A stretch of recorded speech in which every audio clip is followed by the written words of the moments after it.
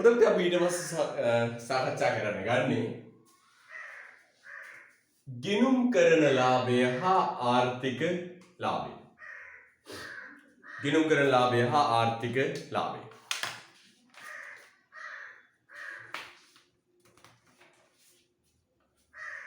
ගිණුම් කරන ලාභය හා ආර්ථික ලාභය.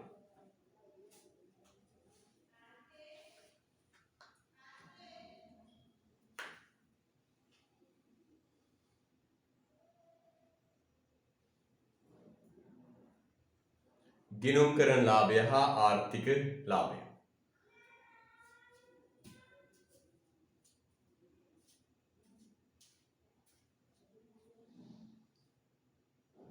හොඳයි. ගිණුම් කරන ලාභය හා ආර්ථික ලාභය. පුතේ මෙන්න මේකයි කතාව. ආර්ථික විද්‍යාවේදී සහ ගිණුම් කරණයේදී පිරිවැය නිර්වචනය වෙන්නේ ආකාර දෙකකින්.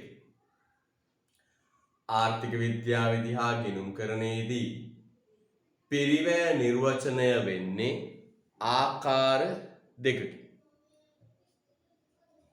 මොකද මේ ආකාර දෙක?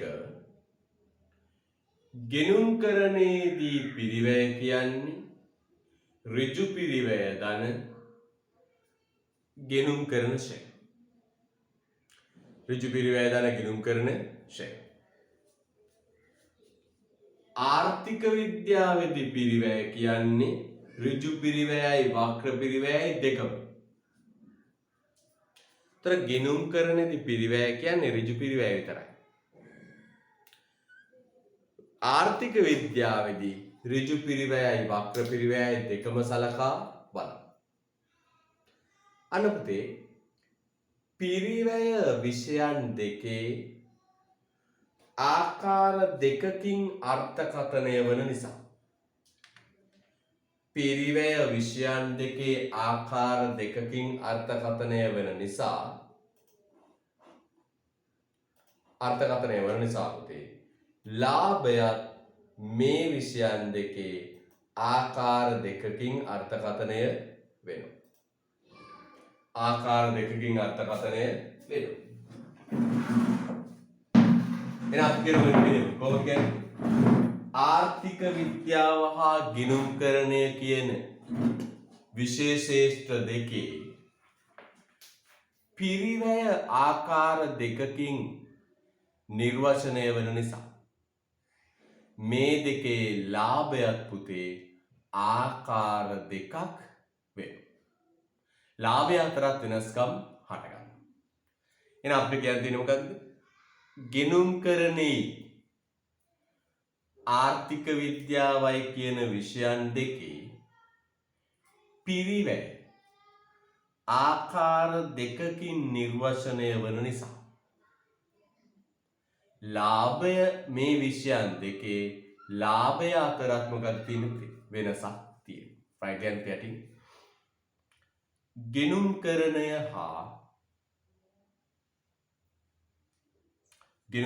හා ආර්ථික විද්‍යාව. ගිණුම් කරණය හා ආර්ථික විද්‍යාව. ගිණුම් කරණය හා ආර්ථික විද්‍යාව.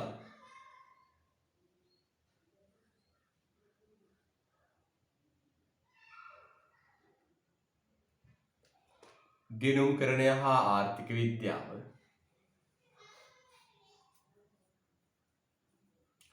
යන විෂයන්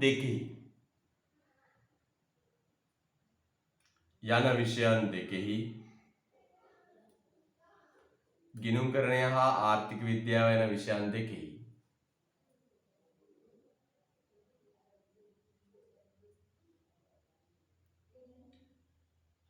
පිරිවැය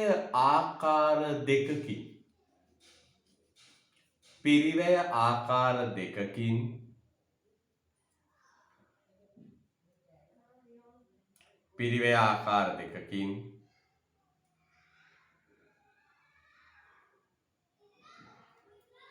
නිර්වචනය වන නිසා. ගිණුම්කරණය හා ආර්ථික විද්‍යාව යන විෂයන් දෙකෙහි පිරිවැය ආකාර දෙකකින් නිර්වචනය වන නිසා.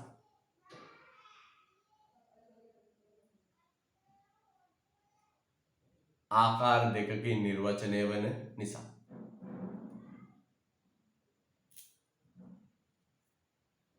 ආකාර දෙකකින් නිර්වචනය වන නිසා.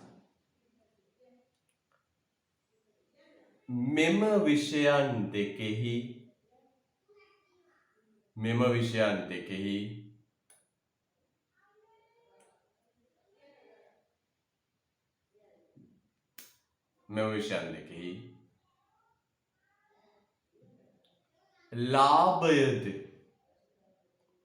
ලාභයද මෙම විෂයන් දෙකෙහි ලාභයද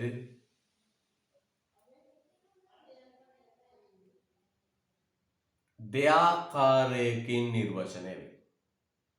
මෙම විෂයන් දෙකෙහි ලාභයද දෙආකාරයකින් නිර්වචනය වේ. මෙම විෂයන් දෙකෙහි ලාභයද දෙආකාරයකින් නිර්වචනය වේ. මෙම විෂයන් දෙකෙහි ලාභයද දෙආකාරයකින් නිර්වචනය වේ. හරිද? මෙම විෂයන් දෙකෙහි ලාභයද දෙආකාරයකින් නිර්වචනය වේ. හොඳයි. එහෙනම් පුතේ ආර්ථික විද්‍යාවේ ඍජු පිරිවැයයි වක්‍ර පිරිවැයයි දෙකම ගන්න. ගිණුම්කරණෙදි ගන්නේ ඍජු පිරිවැය විතරයි. ගිණුම්කරණෙදි ගන්නේ ඍජු පිරිවැය විතරයි. ෂය වීම ඇතුළත් ඍජු පිරිවැය පවතී. ලැබ්දයකින් රූලක් කරන්න.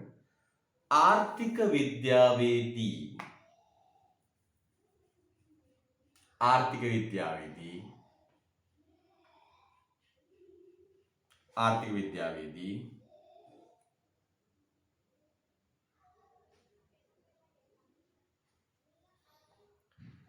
ඍජු පිරිවැය හා වක්‍ර පිරිවැය ආර්ථික විද්‍යාවේදී ඍජු පිරිවැය හා වක්‍ර පිරිවැය ආර්ථික විද්‍යාවේදී ඍජු පිරිවැය හා වක්‍ර පිරිවැය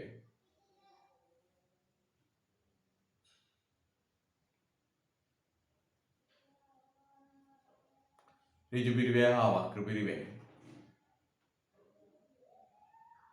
යන දෙකම පිරිවැය ලෙස සැලකේ. ඍජු පිරිවැය හා වක්‍ර පිරිවැය යන දෙකම පිරිවැය ලෙස සැලකේ.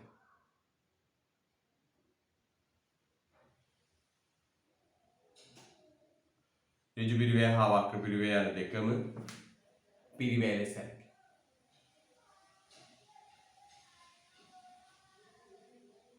හරිද? මොකද මම කලින් කිව්ව පුතේ මෙන්න මොකද කිව්වේ? ආර්ථික විද්‍යාවේ හා ගිණුම්කරණයේදී පිරිවැය ආකාර දෙකකින් නිර්වචනය වන නිසා ලාභයද ආකාර දෙකක් වේ. කලින් කිව්වේ මොකක්ද? ආර්ථික විද්‍යාවේදී හා ගිණුම්කරණයේදී පිරිවැය ආකාර දෙකකින් නිර්වචනය වන නිසා ලාභයද ආකාර දෙකක් වේ. ආර්ථික විද්‍යාවේදී ඍජු පිරිවැය හා වක්‍ර පිරිවැය දෙකම පිරිවැය ලෙස සැලකේ. ලැබෙතෙන්නම. නමුත් ගිණුම්කරණයේදී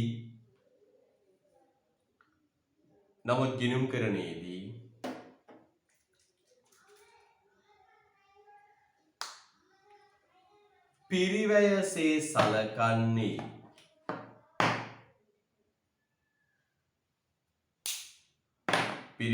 සලකන්නේ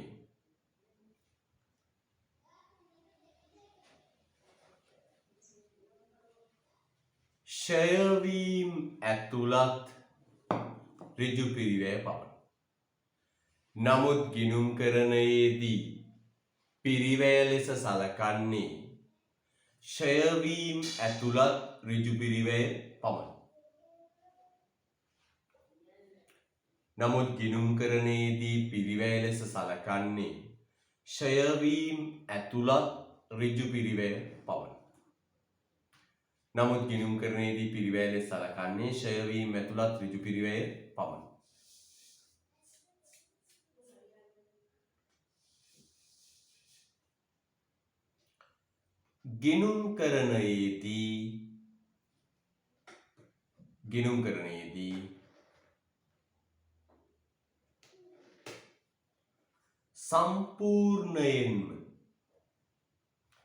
ගිණුම් කරණයේදී සම්පූර්ණයෙන්ම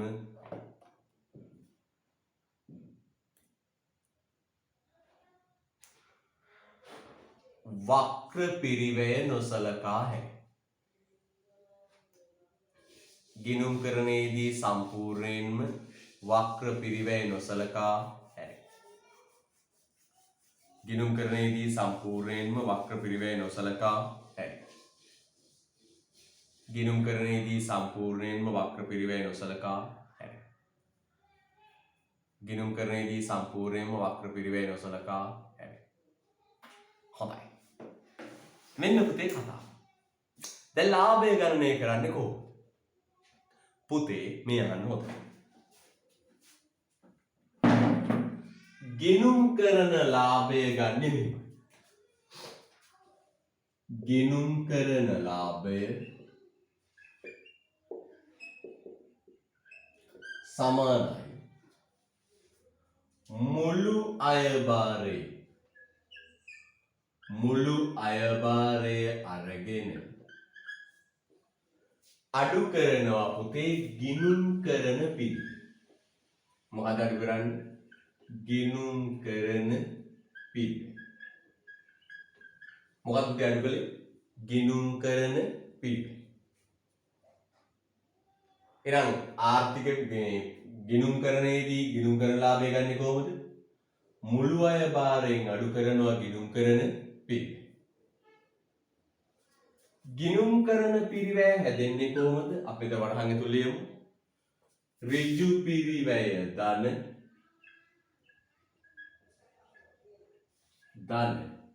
ගිණුම් කරන ෂය. ඍජු පිරිවැය ධන ගිණුම් කරන ෂය. හරිද? right. රුලර් කරලා ලියන්න. රුලර් කරලා ලියන්න. ඒ අනුව ගිණුම් කරන ලාභය යනු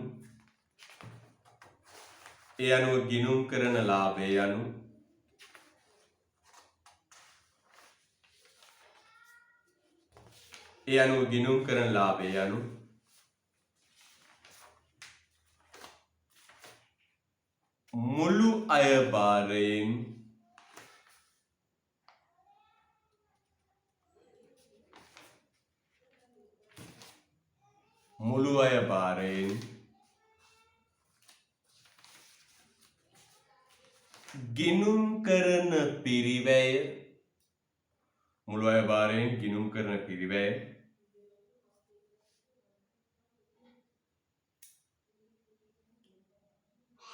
අඩු කළ පසු ලැබෙන අගය.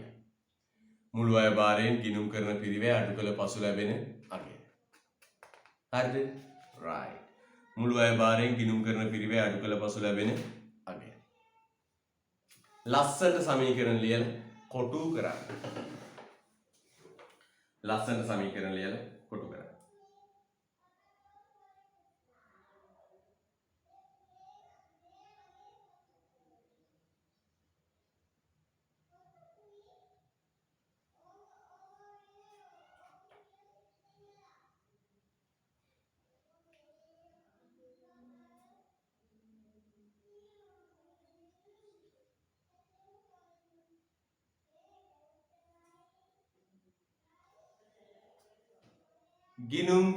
ඒ අනුව ගිණුම් කරන ලාභය යනු මුළු අයභාරයෙන් ගිණුම් කරන පිරිවැය අඩු කළ පසු ලැබෙන අගය. ආයි කියන්න පුතේ. ගිණුම් කරන ලාභය යනු මුළු අයභාරයෙන් ගිණුම් කරන පිරිවැය අඩු කළ පසු ලැබෙන අගය. මුළු අයභාරයෙන් ගිණුම් කරන පිරිවැය අඩු කළ පසු ලැබෙන අගය.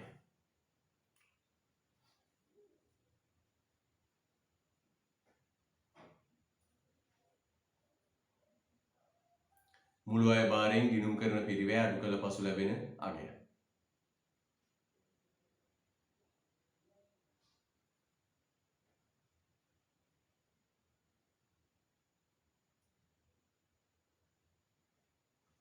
මුළු අය භාරයෙන් ගිණුම් කරන පිරිවැය අඩු කළ පසු ලැබෙන අගය.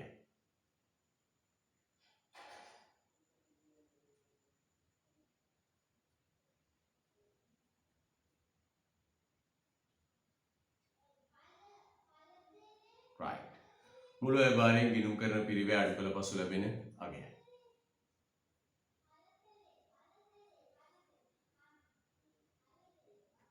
හරිද? right. මුළු අය භාරයෙන් ගිණුම් කරන පිරිවැය අඩු කළ පසු ලැබෙන අගය. හොඳයි. මුළු අය භාරයෙන් ගිණුම් කරන පිරිවැය අඩු කළ පසු ලැබෙන අගය. යා. ඔන්න එනකම්. ගිණුම් කරන්නේදී පුතේ කවදාවත් අර වක්‍ර පිරිවැය ගන්නවද? මම පුතා දැන් ගිණුම් කරන්නේ කරනවනේ. අහිමි වූ පොලි ගිණුම, ප්‍රාමාණික ලාභ ගිණුම එහෙමනේ. ගිණුම් කරන්නේදී සලකන්නේ මුදලින් ගෙවලා ගත්ත ඒවායේ පිරිවැය විතරයි. ඍජු පිරිවැය විතරයි. හරිද? right. යා. යරිලන්නේ ආර්ථික පිරිවැය යනු ආර්ථික පිරිවැය යනු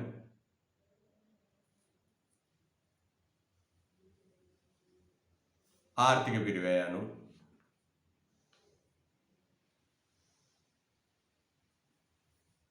ආර්ථික පිරිවැය යනු මුළු අය භාරයෙන්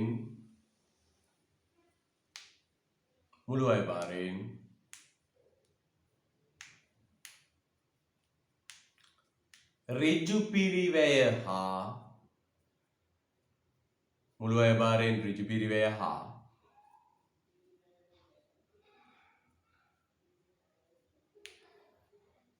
වක්‍ර පිරිවැය මුළු අය භාරයෙන් ඍජු පිරිවැය හා වක්‍ර පිරිවැය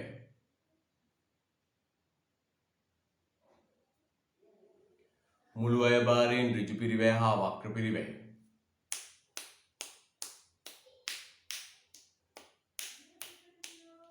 යන දෙකම අඩු කළ පසු ලැබෙන අගය.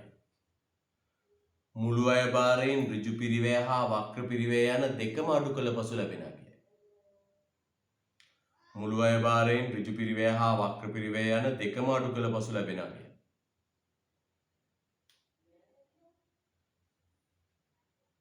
මුළු අය භාරයෙන් ඍජු පිරිවැය හා වක්‍ර පිරිවැය යන දෙකම අඩු කළ පසු ලැබෙන අගය.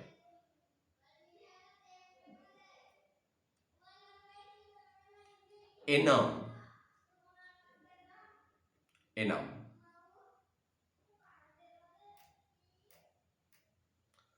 ආර්ථික පිරිවැය අඩු කළ පසු ලැබෙන අගය. එනම් ආර්ථික පිරිවැය අඩු කළ පසු ලැබෙන අගය.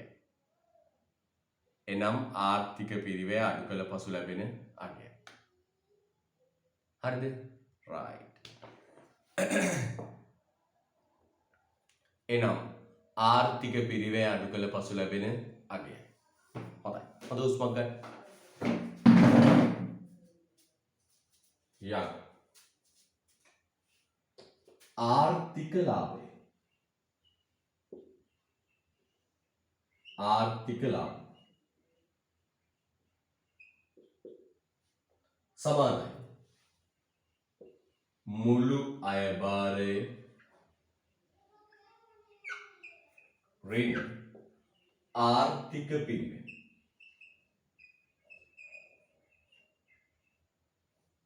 පුතේ ආර්ථික පිරිවැය හැදෙන්නේ කොහොමද? ඍජු පිරිවැය ධන වක්‍ර පිරිවැය. ඍජු පිරිවැය ධන වක්‍ර පිරිවැය. ලස්සන දාලා පුත කරන්න. ලස්සනට දාලා පුත කරන්න.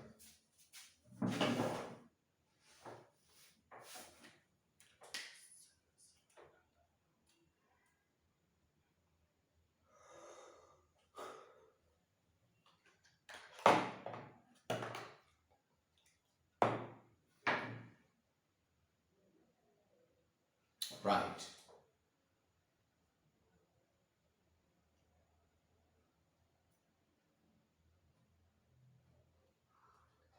ආර්ථික ලාභය සමානයි මුළු අය පාරේන ආර්ථික පිරිවැය. ආර්ථික පිරිවැය හැදෙන්නේ කොහොමද? ඍජු පිරිවැය ධන වක්‍ර පිරිවැය.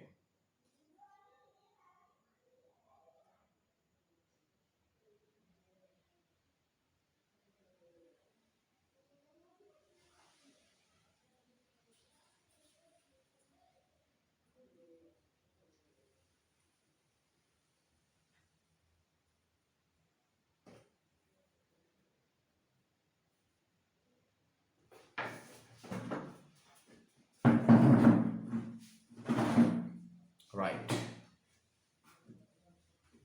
හොඳයි.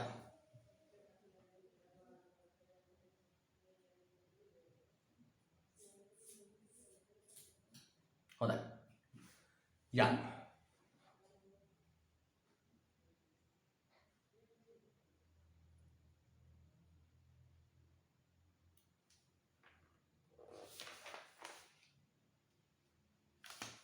right. එහෙනම් ආර්ථික ලාභය සමානයි මුළු අය බාරේරින ඍජු ආර්ථික පිරිවැය.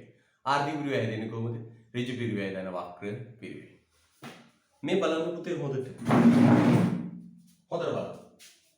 අපි මේ ගිණුම් කරන ෂෙයා කියන කෑල්ල අයින් කළා දාන්න මේක පොඩි සංකල්පයක් නේ.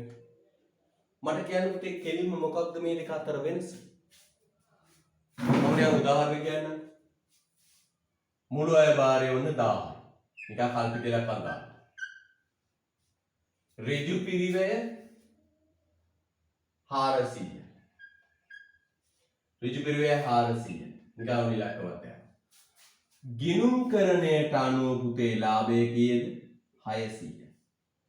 ගණකාධිකාරීවරයා කියනවා ලාභයි 600. ගණකාධිකාරීවරයා කියනවා ලාභයි 600. කොච්චර ලාභයිද පුතේ? 600ක් ලාභයි. හැබැයි එයා 600ක් ලාභයි කියන්නේ පුතේ මොන පිරිවැය විතරක් බලලාද? ඍජු පිරිවැය විතරක් බලලා. ආයතනයේ පිටට මුදල් ගෙවා ලබාගත් ඒවායේ පිරිවැය විතරක් බලලා. ආයතනයේ පිටට මුදල් ගෙවා ලබාගත් ඒවායේ පිරිවැය විතරක් බලලා. පුතේ මේ බලන්න උදේ ආර්ථික විද්‍යාඥයා කියන මුළු අය බාරේ 1000යි. ආර්ථික විද්‍යාවේ ගිණුම්කරණය කියලා වෙනසක් නැහැ. දෙකේම මුළු අය බාරේ ගණනය කරන්නේ එකම විදිහට. මිල වැඩි කරනවා ප්‍රමාණය. මිල වැඩි කරනවා ප්‍රමාණය.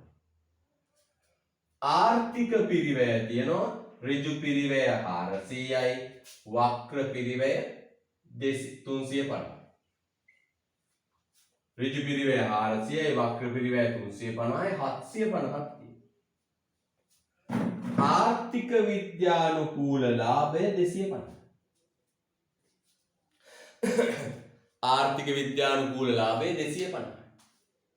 එහෙනම් පුතේ බලන්න හොඳට මේ ගිණුම්කරණයේදී වැරැද්දක් සිදු වෙනවා. ගිණුම්කරණයේදී වැරැද්දක් සිදු වෙනවා. මොකක්ද ඒ වැරැද්ද? ගිණුම්කරණයේ වන වැරැද්ද තමයි පුතේ ගණකාධිකාරීවරයා පිරිවැය කියලා සලකන්නේ එකක් විතරයි. මොකක්ද? ඍජු ගණකාධිකාරීවරයා සලකන්නේ ඍජු පිරිවැය විතරයි. සම්පූර්ණයෙන්ම අතහැරෙනවා පුතේ මොකක්ද? වක්‍ර පිරිවැය. ඒ අනුව පුතේ බලන්න ලස්සන වචනයක් මම කියනවා. ගිණුම්කරණයේදී පිරිවැය අවතක්සේරු වෙනවා. නිවැරදිව ගණනය වෙන්නේ. එහෙනම් ගිණුම්කරණයේදී පිරිවැය අවතක්සේරු වෙනවා. ලාභය මොකෝ වෙලා තියෙන්නේ? අධිතක්සේරු. හොඳට බලන්න මේ ඉලක්කන් දිහා. ඒ අනුව මේ වක්‍ර පිරිවැය නොසලකා හැරීම තුල ගිණුම්කරණයේදී ලාභය අධිතක්සේරු වෙනවා. පිරිවැය අවතක්සේරු වෙනවා. පිරිවැය අවතක්සේරු වෙනවා. හරිද? right. ලියන්න තියෙන්නේ. ගිණුම්කරණයේදී ගිණුම් කරණයේදී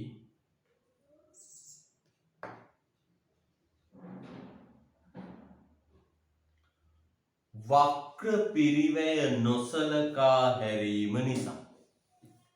ගිණුම් කරණයේදී වක්‍ර පිරිවැය නොසලකා හැරීම නිසා. ගිණුම් කරණයේදී වක්‍ර පිරිවැය නොසලකා හැරීම නිසා. ගිණුම් කරණයේදී වක්‍ර පිරිවැය නොසලකා හැරීම නිසා.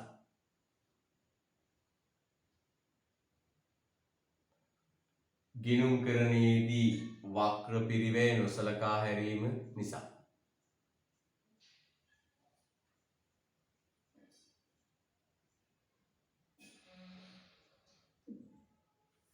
පිරිවැය අවතක්සේරුයි. අනුරාධයන්තේ පිරිවැය අවතක්සේරුයි. ඇයි සලකන්නේ නැති? පිරිවැය අවතක්සේරුයි. පිරිවැය අවතක්සේරුයි.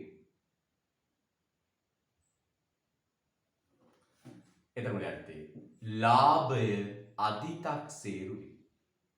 පිරිවැය අවතක්සේරුවේ ලාභය අධිතක්සේරුයි.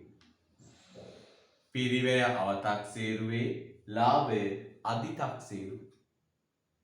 අන්න කතාව. නේද? අධිතක්සේරු වේ. හොඳයි. පිරිවැය අවතක්සේරුවේ ලාභය අධිතක්සේරු වේ. දැන් පුංචි අභ්‍යාසයක් හදමු. පුතාට මම විභාගේ තියන් ඉන්දියාර රජයේ වෙළඳපොළට මැදිහත් වීම. හැබැයි මේ WhatsApp වලට පේපර් දාලා මම මහ විකාරයක් පුතා. මේ පාර පේපර් කට්ලේ ඔබට ප්‍රශ්න පත්‍ර 4ක් එවනවා. ඒව කෙලින්ම විභාග ප්‍රශ්න බවට පත් වෙනවා. විභාග පේපරේ අතේ තියෙන්න ඕන පුතා නැතුව ඔය තේරුමක් නැහැ. හරිද? මේවර ප්‍රශ්න පත්‍ර කට්ලේ. ලබන සතියේ ලබන මාසේ මුල් සතියේ වෙන ප්‍රශ්න පත්‍ර මේ පේපර් කට්ලේ මේ ටියුට් එකත් එක්ක පේපර් එවනවා. ඒව විභාග වශයෙන් දුන්නා. දැන් ඉස්සරහට විභාග වලට අපි වෙනම කාලයක් වෙන් කිරීමක් සිදු කරනවා. විභාග අනිවාර්යයෙන් තියෙනවා. විභාග කාලානුරූපීව වැඩි කරමින් ඉස්සරහට යන්න. හරිද? රයිට්. ලියන්න පුතේ. සිමෙන්ති ගඩොල් වැඩබිමක් පවත්වාගෙන යන්න. සිමෙන්ති ගඩොල් වැඩබිමක් පවත්වාගෙන යන්න. සිමෙන්ති ගඩොල් වැඩබිමක් පවත්වාගෙන යන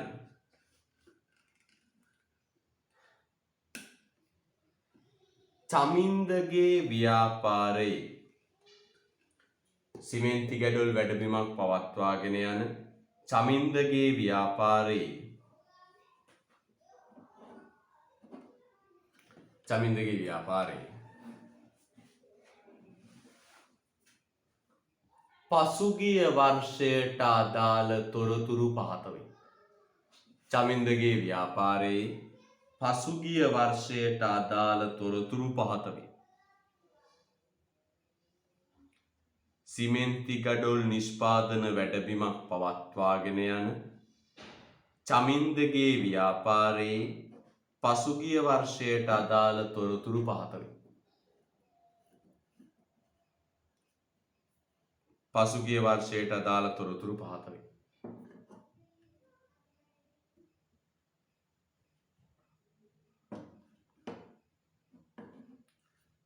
ලියන්න. සිමෙන්ති සඳහා වියදම් 50000යි. සිමෙන්ති සඳහා වියදම් 50000යි.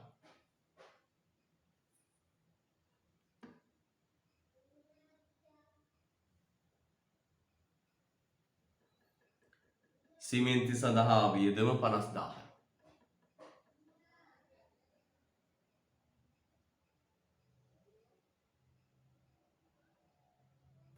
සිමෙන්ති සඳහා වියදම 50000යි.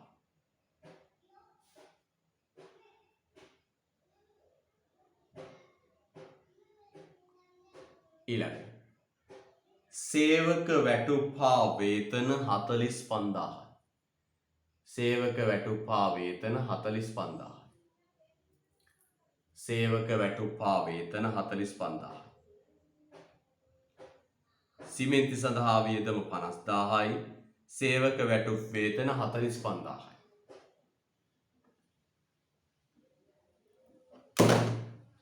වැලි 10000යි. වැලි 10000යි.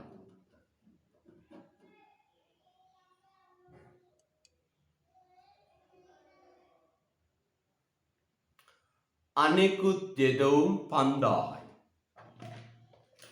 අනෙකුත් යෙදවුම් 5000යි. අනෙකුත් යෙදවුම් 5000යි.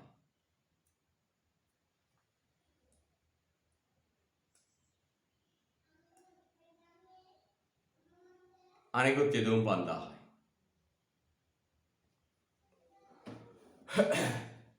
ප්‍රාමාණික ලාභය 15000යි. අනෙකුත් යෙදවුම් 5000යි. ප්‍රාමාණික ලාභය 15000යි.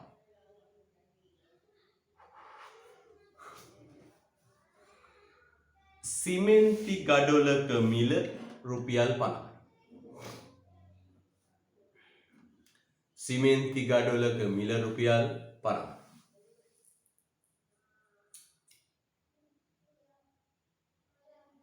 ආයෙ බලන්න පුතේ. සිමෙන්ති ගඩොල් නිෂ්පාදන වැඩබිමක් පවත්වාගෙන යන චමින්දගේ ව්‍යාපාරයේ පසුගිය වර්ෂයට දාලා තොරතුරු පහත වේ. සිමෙන්ති සඳහා වියදම 50000යි. සේවක වැටුප් වේතන 45000යි. වැලි රුපියල් 10000යි. අනෙකුත් යෙදවුම් 5000යි. ප්‍රාමාණික ලාභය 15000යි. සිමෙන්ති ගඩොලක මිල රුපියල් 50යි. හරිද පුතේ? right. යන්න. අනෙකුත් තොරතුරු. අනෙකුත් තොරතුරු.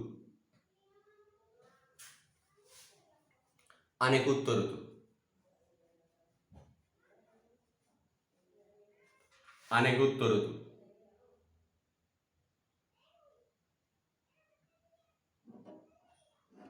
අනෙකුත් තොරතුරු.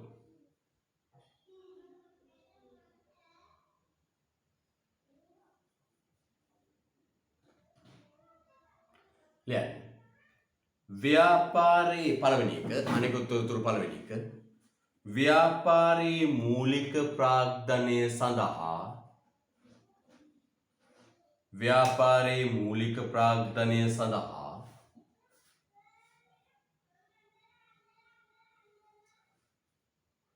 ව්‍යාපාරයේ මූලික ප්‍රාග්ධනය සඳහා ව්‍යාපාරයේ මූලික ප්‍රාග්ධනය සඳහා අවශ්‍ය වූ ලක්ෂ 3ක මුදලින් ව්‍යාපාරයේ මූලික ප්‍රාග්ධනය සඳහා අවශ්‍ය වූ ලක්ෂ 3ක මුදලින්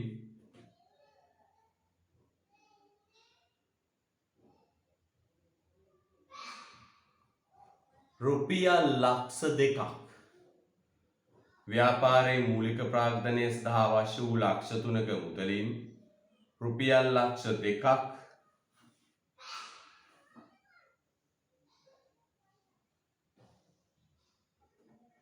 10%ක වාර්ෂික පොලියක් 10%ක වාර්ෂික පොලියක් 10%ක වාර්ෂික පොලියක්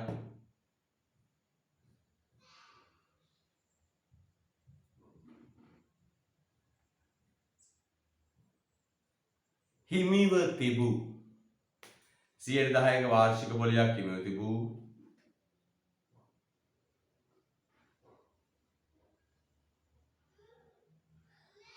චමින්දගේ ස්ථාවර තැන්පතුවකින් ලබා ගන්නා ලදී. චමින්දගේ ස්ථාවර තැන්පතුවකින් ලබා ගන්නා ලදී. චමින්දගේ ස්ථාවර තැන්පතුවකින් ලබා ගන්නා ලදී. චමින්දගේ ස්ථාවර තැන්පතුවකින් ලබා ගන්නා ලදී. අය කියනවා පුතේ වෙන්නේ ව්‍යාපාරයේ මූලික ප්‍රාග්ධනය සඳහා අවශ්‍ය වූ රුපියල් ලක්ෂ 3ක මුදලින් ලක්ෂ 2ක් 10%ක වාර්ෂික පොලියක් හිමිව තිබූ චමින්දගේ ස්ථාවර තැන්පතුවකින් ලබා ගන්නා ලදී.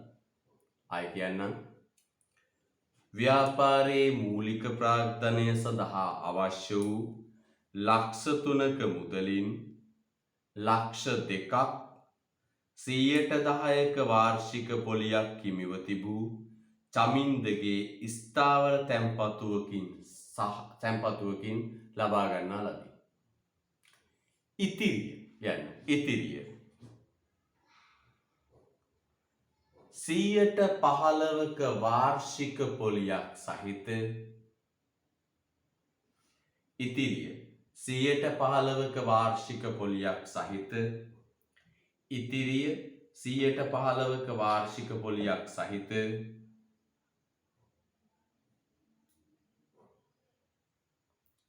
බැංකු ණයක් මගින් ලබා ගන්නා ලදී. ඉතිරිය 115ක වාර්ෂික පොලියක් සහිත බැංකු ණයක් මගින් ලබා ගන්නා ලදී. ඉතිරිය 115ක වාර්ෂික පොලියක් සහිත බැංකු ණයක් මගින් ලබා ගන්නා ලදී.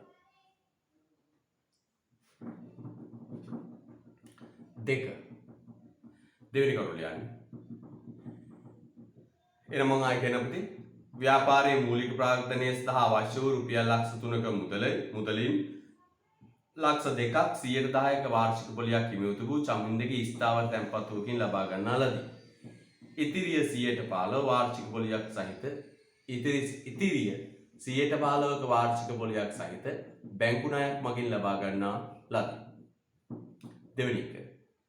චමින්ද තම ව්‍යාපාරය වෙනුවෙන්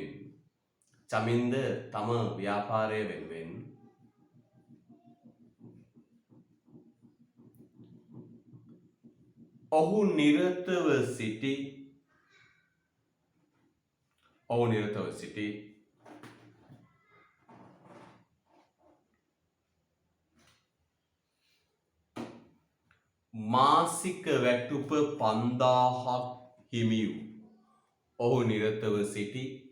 මාසික වැටුප 5000ක් හිමි වූ මාසික වැටුප 5000ක් හිමි වූ ලිපිකරු රැකියාවෙන් ඉවත් විය. මාසික වැටුප 5000ක් හිමි වූ ලිපිකරු රැකියාවෙන් ඉවත් විය. මාසික වැටුප 5000ක් හිමි වූ ලිපිකරු රැකියාවෙන් ඉවත් විය.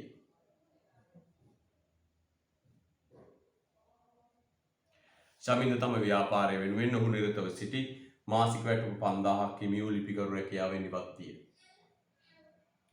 ඊළඟ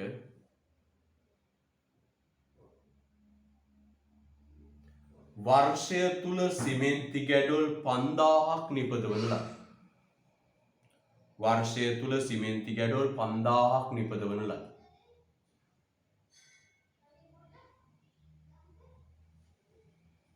වර්ෂය තුල සිමෙන්ති ගැඩොල් 5000ක් නිපදවන ලදී.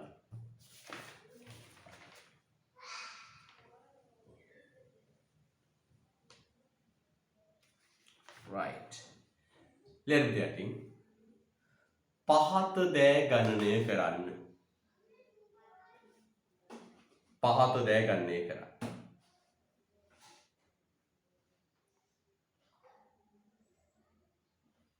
එක පුතේ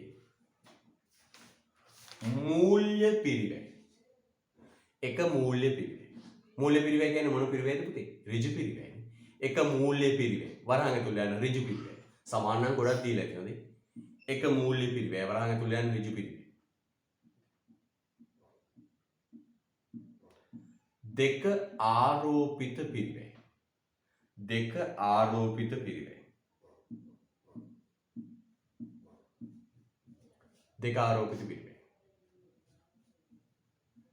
වරහන් ඇතුළේ යන පුතේ වක්‍ර පිරිවැය.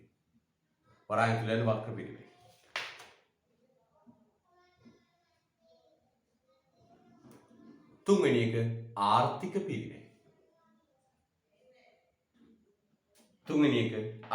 පිරිවැය. ආර්ථික පිරිවැය.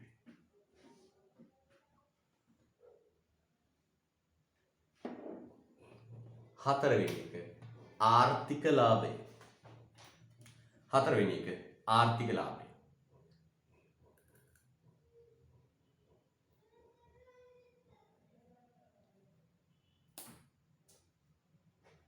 පස්වෙනි එක ගිණුම් කරන ලාභය.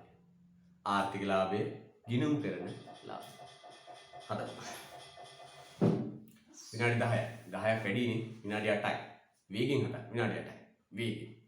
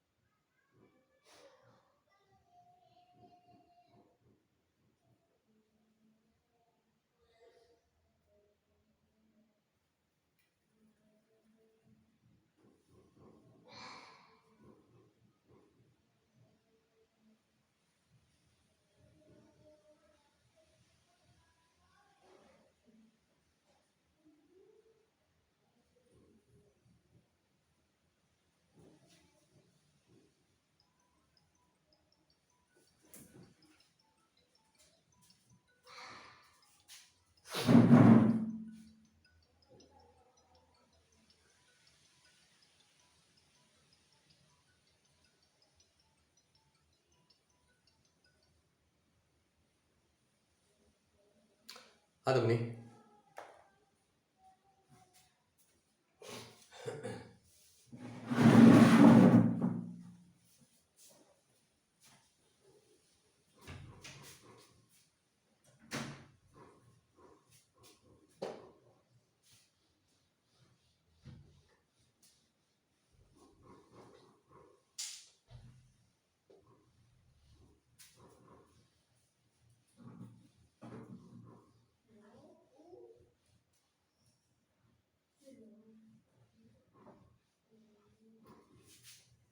යන්න. පුතේ අපි කියන පළවෙනි එක ඍජු පිරිවැය. ඍජු පිරිවැය. මෙන්න ඍජු පිරිවැය. ඒක නමක් දාතර මූල්‍ය පිරිවැයනේ. මූල්‍ය පිරිවැය ඍජු පිරිවැය සමානයි. මොනවද පුතේ අයිති වෙන්නේ ඍජු පිරිවැයට බලන්න. සිමෙන්ති සඳහා 50000යි. සිමෙන්ති 50000යි. ඊට පස්සේ සේවක වැටුප් 45000යි. වැටුප් 45000යි. වැටුප් 45000යි. වැලි 10000යි. වැලි 10000යි. ඊට පස්සේ අනෙකුත් යෙදවුම් 5000යි.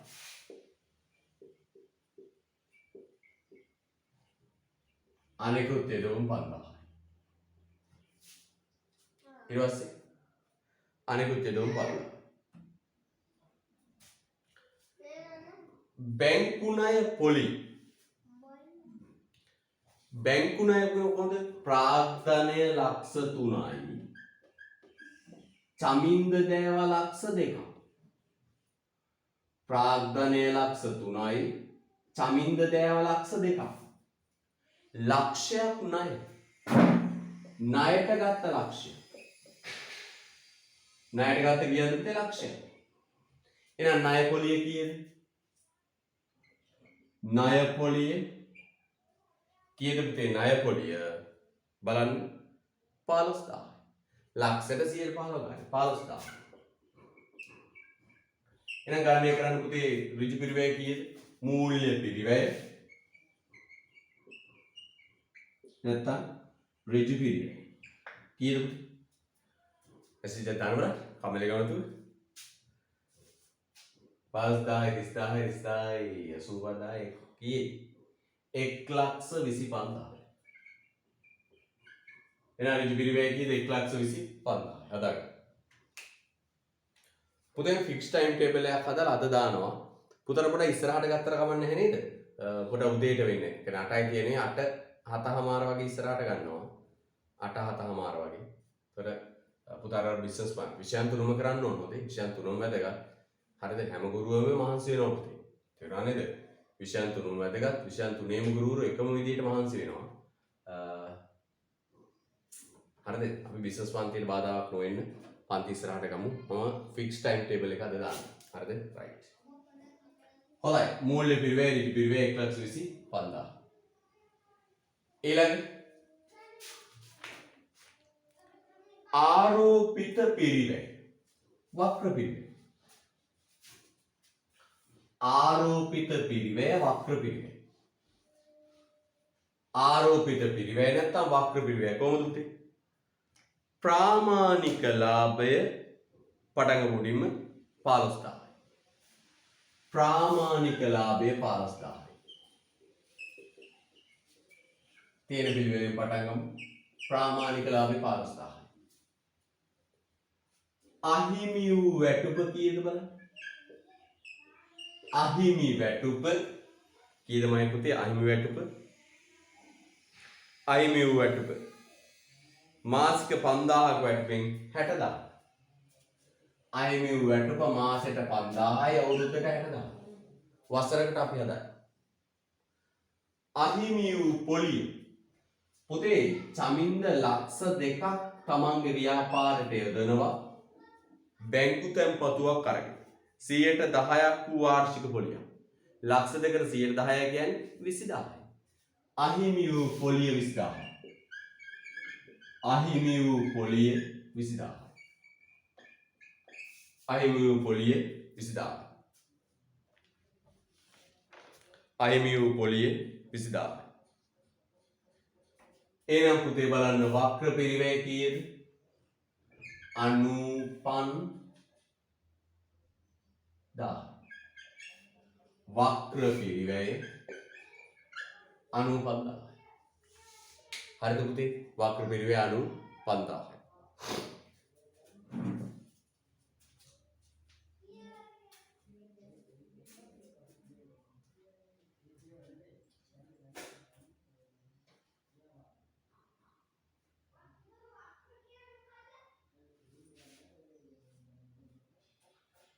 හරිද? යා. එහෙනම් ආනෝ ඊට පස්සේ පුතේ ගෙනුම් කරන ලාභයයි ආර්ථික ලාභයයි. ගෙනුම් කරන ලාභයයි ආර්ථික ලාභයයි. ගෙනුම් කරන ලාභයයි ආර්ථික ලාභයයි. මෙන්න ගෙනුම් කරන ලාභය සමානයි මුළු අයභාරය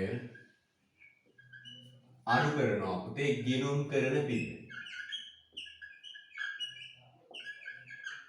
ගෙනුම් කරන පිරිවැය. ගෙනුම් කරන පිරිවැය හැදෙන්නේ ඍජු පිරිවැය ධන ෂය. මේකේ ෂය නැහැ.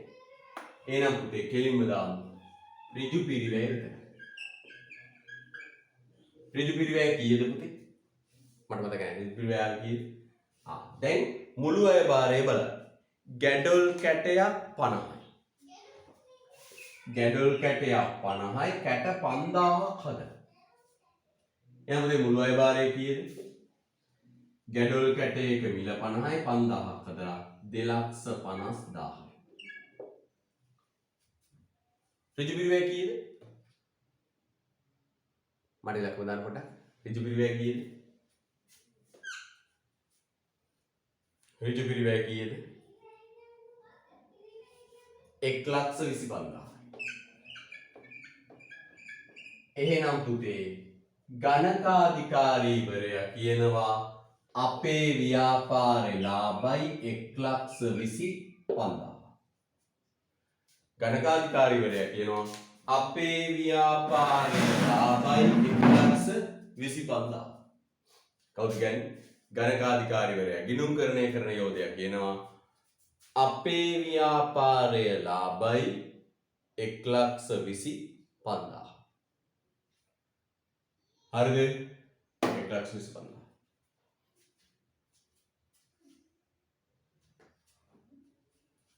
යා. අපේ ව්‍යාපාරයේ ලාභයි 1,25,000.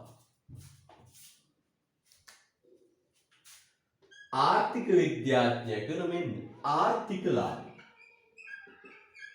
ආර්ථික ලාභය.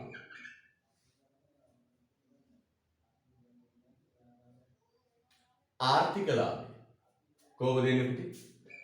මුළු අයභාරයෙන් අඩු කරනවා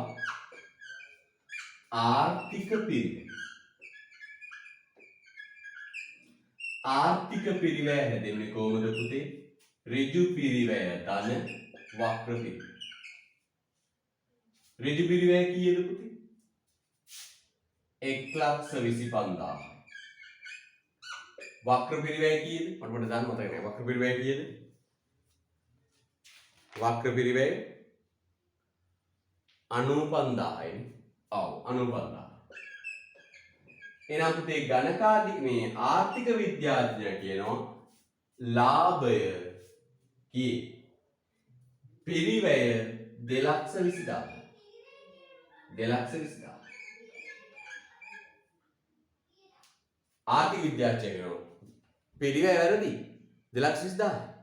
ඍජු පිරිවැය 1,25,000යි වක්‍ර පිරිවැය 95,000යි 2,20,000. මුළු අයභාරය කී 2,50,000. එහෙනම් පුතේ ගිණුම් කරන ලාභය කීයද? 30,000. ගිණුම් කරන ලාභය කීයද? 30,000. හරිද? හරි. එහෙනම් පුතේ අද අපි මේ 12ට නවත්තනවා.